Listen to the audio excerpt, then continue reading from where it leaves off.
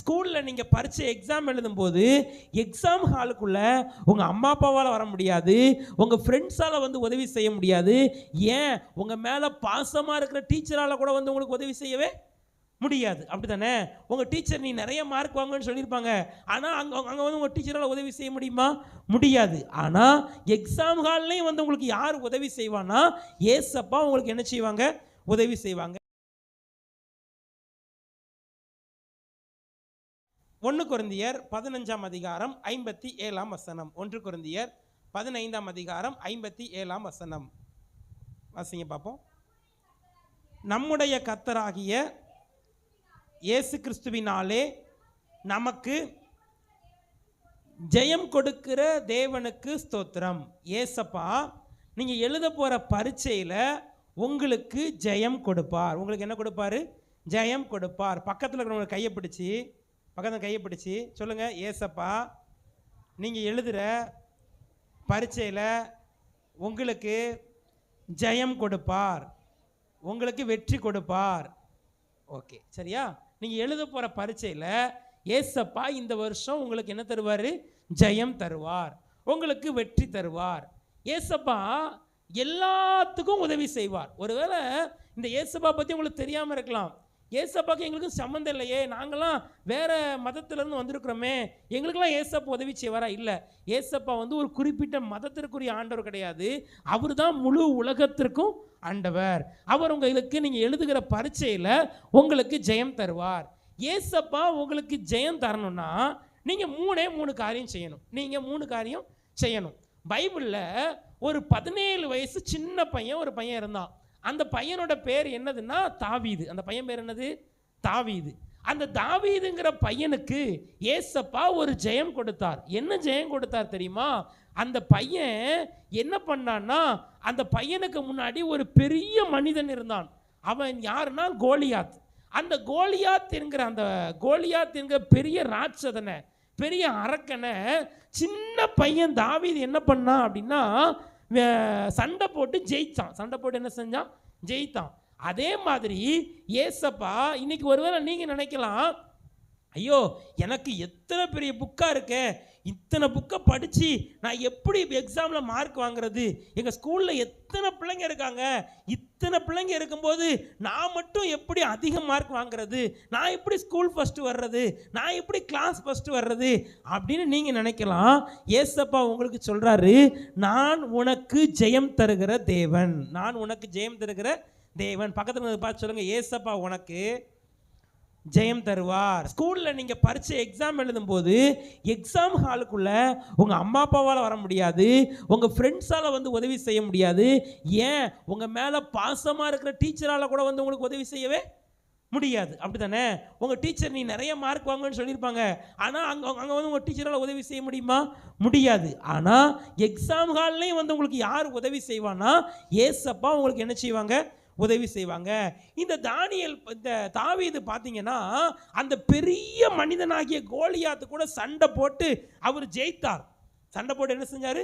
ஜெயித்தார். இப்போ நீங்கள் இருக்கிற அந்த கடைசி எக்ஸாம், அந்த 12ஆம் எக்ஸாம் தான் கடைசி. இந்த 12ஆம் எக்ஸாம் தான் என் வாழ்க்கையை தீர்மானிக்கும். ஐயோ இது ரொம்ப பெருசாக இருக்கு, இதை ஜெயிக்கணும்னா நீங்கள் என்ன பண்ணணும்? ஏசப்பா உங்களுக்கு ஜெயம் கொடுக்கணும்னா நீங்கள் என்ன செய்யணும்? முதல்ல நீங்கள் எக்ஸாமை பார்த்து பயப்படக்கூடாது. எக்ஸாம் பார்த்து நீங்கள் என்ன செய்யக்கூடாது? சொல்லுங்கள், பக்கத்தில் இருக்கிற பார்த்து சொல்லுங்கள், பரீட்சையை பார்த்து பயப்படாதீங்க. பரீட்சையை பார்த்து முதல்ல என்ன செய்யக்கூடாது? கோலியாத்தை தாவீது ஜெயித்ததற்கு என்ன காரணம்னா, கோலியாத்தை பார்த்து தாவீது என்ன செய்யலைன்னா பயப்படலை. தாவீது என்ன செய்யலை? நீங்கள் பைபிளில் 1 சாமுவேல் 17ஆம் அதிகாரம் 32வது வசனத்தை வாசிச்சிங்கன்னா, 1 சாமுவேல் 17ஆம் அதிகாரம் 32ஆம் வசனத்தை வாசிங்க. தாவீது சவுலை நோக்கி, இது நிமித்தம் ஒருவனுடைய இருதயமும் கலங்க வேண்டியதில்லை, உம்முடைய அடியானாகிய நான் போய் இந்த பெலிஸ்தனோட யுத்தம் பண்ணுவேன் என்றார். பாருங்க, சவுல் யாருன்னா பெரிய ராஜா. சவுல் யாரு? அந்த ராஜா அந்த கோலியாத்தை பார்த்து பயப்படுறாரு. ஐயோ இந்த கோலியாத்தை பார்த்து இந்த கோலியாத்து கூட போய் எப்படி சண்டை போடுறதுன்னு சொல்லி அந்த ராஜா என்ன செய்யறாரு, பயப்படுறாரு. ஆனா தாவீது என்ன செய்யலன்னா பயப்படலை.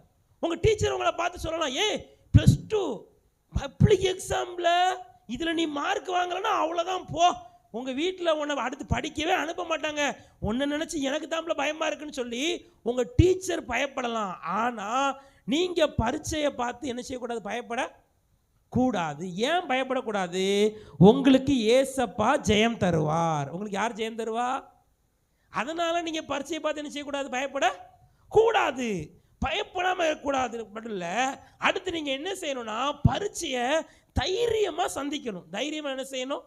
சிலருக்கு பாருங்களேன், பரீட்சைக்கு முத நாள் காய்ச்சல் வந்துடும், சிலருக்கு பரீட்சைக்கு முத நாள் வயிற்று வலி வந்துடும். இதெல்லாம் என்ன செய்யக்கூடாது. தாவீது பாருங்க 46ஆம் வசனத்தை வாசிங்க. 46ஆம் வசனம், இன்றைய தினம் கர்த்தர் உன்னை என் கையில் ஒப்பு கொடுப்பார். தாவீது அந்த கோலியாத்தை பார்த்து பயப்படல. இன்னைக்கு கர்த்தர் எனக்கு ஜெயம் தருவார், இன்னைக்கு கர்த்தர் எனக்கு வெற்றி தருவார்னு சொல்லி தாவீது கர்த்தரை என்ன செஞ்சாரு, நம்பினார். நான் போய் பரீட்சை எழுதுவேன், ஏசப்பா எனக்கு ஜெயம் தருவார்னு நீங்க என்ன செய்யணும், ஏசப்பாவை நம்பணும். பரீட்சையை பார்த்து நீங்க என்ன செய்யக்கூடாது. இப்ப பக்கத்துல பார்த்து சொல்லுங்க, பரீட்சையை பார்த்து பயப்படாதீங்க, ஏசப்பா உங்களுக்கு தான் ஜெயம் தருவாரு. ஓகேவா?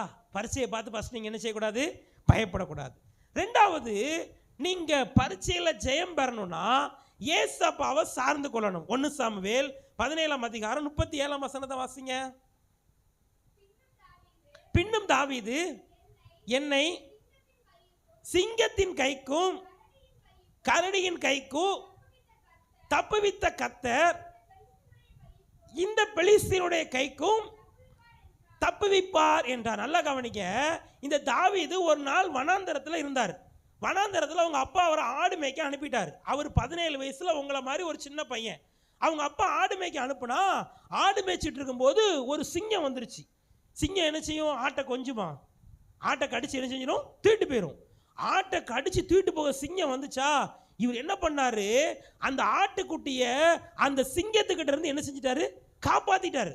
ஒரு டைம் கரடி வந்துச்சு, அந்த கரடி கிட்ட இருந்தும் அந்த சிங்கத்தை என்ன செஞ்சார் அவரு, அந்த கரடி கிட்ட இருந்தும் அந்த ஆட்டுக்குட்டியை அவர் என்ன செஞ்சாரு, காப்பாத்திட்டாரு. அப்ப ஏற்கனவே 2 தடவை தாவீது என்ன பண்ணிட்டாரு, ஜெயித்துட்டார். தாவீது என்ன செஞ்சாரு, ஜெயித்துட்டார். அப்ப 2 தடவை கரடியும் நான் ஜெயித்திருக்கேன், சிங்கத்தையும் நான் என்ன செஞ்சிட்டேன், ஜெயிச்சுட்டேன். அதனால நான் இந்த டைமும் ஜெயித்துருவேன், இந்த டைமும் ஏசப்பா எனக்கு ஜெயம் தருவார்னு அவர் ஏசப்பாவை சார்ந்து கொண்டார். இப்ப பரீட்சை எழுதுற நீங்க ஏற்கனவே எழுதின அரையாண்டு தேர்வுல ஏசப்பா உங்களுக்கு ஜெயம் கொடுத்தாரா? அரையாண்டு தேர்வில் நீங்க நிறைய மார்க் வாங்கினீங்களா?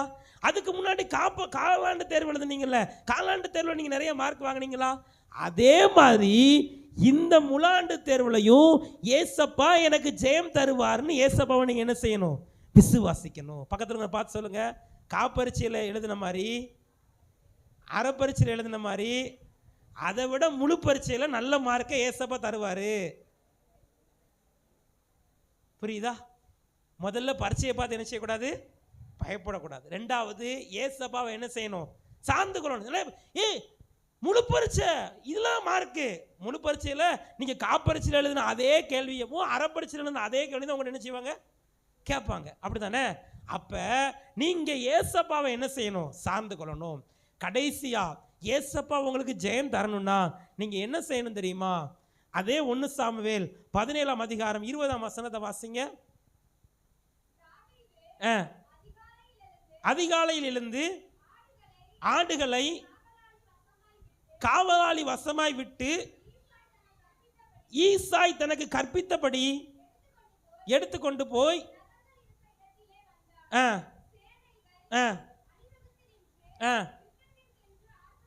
போதும். இப்ப 3வது நீங்க என்ன செய்யணும்னா, அங்க பாருங்க, ஈசாய் தனக்கு கற்பித்தபடியே எடுத்துக்கொண்டு ரதங்கள் இருக்கும் இடத்திற்கு வந்து நின்றான். இந்த ஈசாய் யாருன்னா தாவீதுடைய அவங்க அப்பா. தாவீதுடைய அவங்க அப்பா. 3வது, அவங்க அப்பா தாவீதுக்கு ஏசப்பா எதுக்கு ஜெயம் கொடுத்தாருன்னா, அவங்க அப்பாவுக்கு தாவீது என்ன செஞ்சாருன்னா கீழ்ப்படிந்தார். ஏசப்பா நீங்கள் எழுதுகிற பரீட்சையில் உங்களுக்கு நிறைய மார்க் தரணும்னா நீங்கள் முதலாவது உங்கள் தாய் தகப்பனுக்கு நீங்கள் என்ன செய்யணும்னா கீழ்ப்படியணும். தாய் தகப்பனுக்கு நீங்கள் என்ன செய்யணும்? உங்கள் பெற்றோருக்கு நீங்கள் கீழ்ப்படியணும். உங்களை நீங்கள் நல்லா யோசிச்சு பாருங்களேன். நீங்கள் யாருமே நான் இந்த வீட்டில் வந்து பிறக்கணும் அப்படின்னு யோசிச்சதே இல்லை, அப்படி தானே? உங்களுக்கு கொடுத்துருக்கிற நல்ல அம்மா அப்பாவுக்கு நீங்கள் என்ன செய்யணும்? கீழ்ப்படியணும். நீங்கள் யாத்திராகமம் 20ஆம் அதிகாரம் 12ஆம் வசனத்தை வாசிங்கன்னா, உன் வாழ்நாள் நீடித்திருப்பதற்கும் உனக்கு நன்மை உண்டாயிருப்பதற்கும் உன் தாய் தகப்பனை நீ என்ன செய்யணும்? கனம் பண்ணுவாயாக. உங்கள் தகப்பனையும் உங்கள் தாயையும் கனம் பண்ணணும். உங்கள் அம்மாவுக்கு கீழ்ப்படியணும். உங்கள் அம்மா சொல்கிற வேலையை நீங்கள் செய்யணும். உங்கள் அம்மாவையும் உங்கள் அப்பாவையும் நீங்கள் என்ன செய்யணும்? கீழ்ப்படிஞ்சிங்கன்னா ஏசப்பா உங்களுக்கு என்ன தருவார்?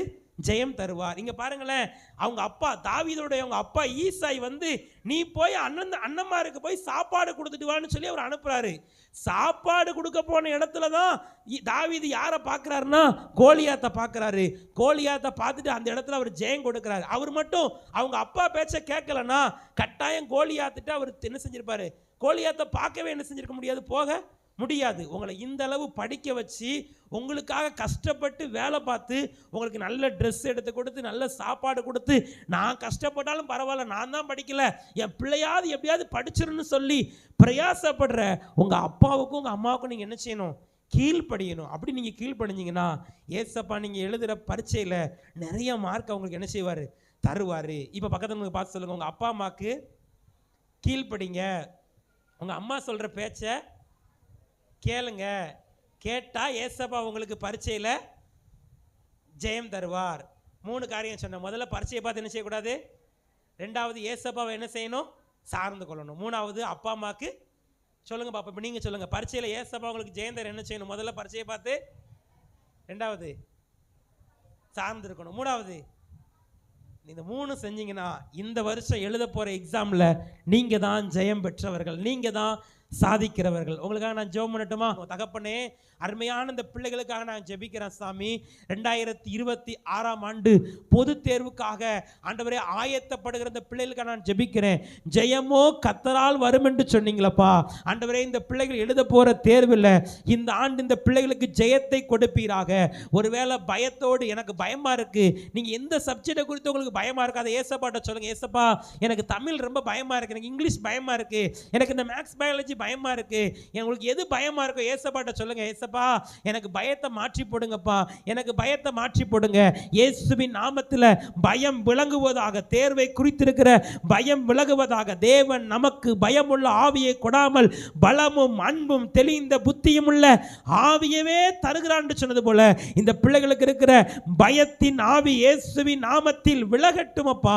நல்ல ஞானத்தை தாங்க ஏசப்பா, நல்ல ஞானத்தை தாங்க. 2வது ஏசப்பாட்ட கேளுங்க, ஏசப்பா நான் உங்களையே சார்ந்திருக்கிறேன், பரீட்சை எழுதுகிற நாளில் எக்ஸாம் ஹாலுக்குள்ளே வந்து எனக்கு உதவி செய்யுங்க, எக்ஸாம் ஹாலுக்குள்ளே வந்து எனக்கு ஹெல்ப் பண்ணுங்க ஏசப்பா. ஏசப்பா, எனக்கு படித்ததெல்லாம் மறந்து போகுது, எனக்கு ஞாபகப்படுத்துங்க. ஏசப்பா உங்களுக்கு ஞாபகப்படுத்துவார். சிலர் நினைக்கிறீங்க நான் படித்ததெல்லாம் மறந்து போகுது, ஆண்டவர் ஞாபகப்படுத்துவார். உங்கள் படித்த எல்லாத்தையும் ஏசப்பா ஞாபகப்படுத்துவார். 3வது உங்கள் பெற்றோருக்கு கீழ்ப்படிங்க. ஒருவேளை இதுவரைக்கும் நான் எங்கள் அம்மாவுக்கு கீழ்ப்படியலை, எங்கள் அப்பாவுக்கு கீழ்ப்படியலை, நான் கீழ்ப்படியாமல் நடந்துட்டேன், ஏசப்பாட்ட மன்னிப்பு கேளுங்க. ஏசப்பா என்னை மன்னிச்சிருங்க ஏசப்பா, நான் எங்கள் அம்மாவை கோவப்படுத்தபடி நடந்திருக்கிறேன், எங்கள் அப்பா கிட்ட சண்டை போட்டிருக்கேன், என் கூட பிறந்தவங்ககிட்ட சண்டை போட்டிருக்கிறேன், என்னை மன்னிச்சிருங்க ஏசப்பா, என்னை மன்னிச்சிருங்க ஏசப்பா. ஏசப்பா எனக்கு ஜெயம் தாங்க ஏசப்பா. நீங்கள் தான் கேளுங்க பார்ப்போம், நீங்கள் வாயை திறந்து கேளுங்க. இப்போ நான் சொல்றதை எல்லாரும் திரும்ப என் கூட சேர்ந்து சொல்வீங்களா? எல்லாரும் உங்க வலது கரத்தை உங்க தலையில வச்சுக்கோங்க. எல்லாரும் உங்க வலது கரத்தை தலையில வச்சுட்டு நான் சொல்ல திரும்ப சொல்லுங்க. ஏசப்பா, இந்த நாளில் என் கூட நீங்க பேசுனீங்க, நான் எழுத போற பரீட்சையில் நான் நிறைய மார்க் எடுத்து வெற்றி பெற எனக்கு உதவி செய்வீங்க. நான் பரீட்சையை பார்த்து பயப்பட மாட்டேன், நான் உங்களை சார்ந்து கொள்ளுவேன், நான் உங்களுக்கு பயந்து நடப்பேன், எங்கள் அப்பா அம்மாவுக்கு கீழ்ப்படிவேன், எனக்கு நல்ல ஞானத்தை தாங்க, நான் எழுத போகிற பரீட்சையில் எல்லாரை விட நிறையா மார்க் எடுக்க நீங்கள் எனக்கு உதவி செய்யுங்க. இயேசுவின் மூலம் ஜெபிக்கிறோம் ஜீவனுள்ள நல்ல பிதாவே, ஆமேன் ஆமேன். ஓகே ஏசப்பா, நீங்கள் எழுதுகிற பரீட்சையில் உங்களுக்கு நிறைய மார்க்கு